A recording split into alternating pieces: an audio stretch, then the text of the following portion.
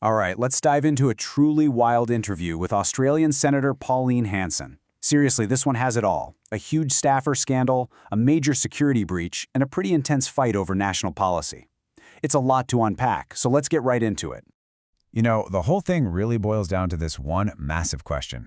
If you've done the time for a serious crime, can you really have a place in the high-stakes world of politics? It's a tough one, right? It touches on second chances, public trust, and where we draw the line. And it's exactly what kicks off this entire firestorm. Okay, so you hear that and your jaw just hits the floor. What? But wait, before you jump to any crazy conclusions, she quickly explained she was speaking metaphorically. She meant she had just fired the man at the center of the scandal. Still, that one quote, it just perfectly captures how intense and emotional this whole situation really was. So first up, let's get into the firing that really lit the fuse on this whole thing and got everyone talking. The staffer at the center of this controversy is Shawn Black. He worked for Senator Hanson's One Nation party.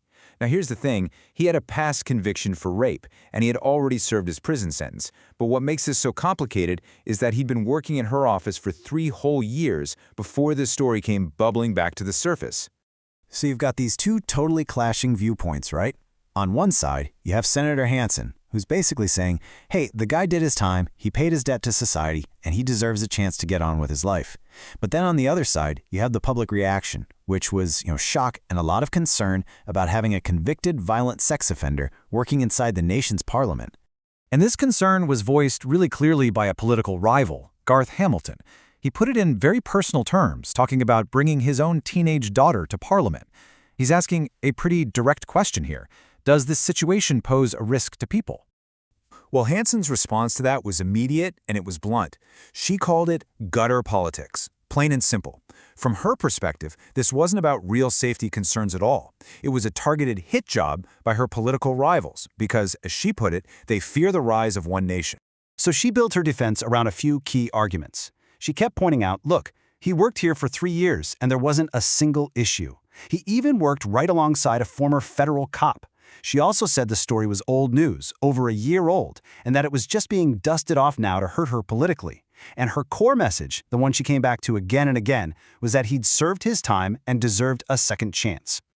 Okay, so this whole story gets even deeper. For Hanson, this is all part of a pattern of her party being under attack. And this next piece of the puzzle, what she calls a serious breach of security, well, it just fits right into that narrative for her. Now get this. One Nation had all their private files, we're talking draft policies and internal documents, stored on what was supposed to be a super secure parliamentary server. But in what sounds like a massive screw-up, the IT department accidentally shared them with other political offices. They were out there for about an hour before a staffer in another office called them to say, you might have a problem. The whole thing is now under investigation by the federal police. And right here, this quote, this is where you see Hanson connecting the dots in her own mind.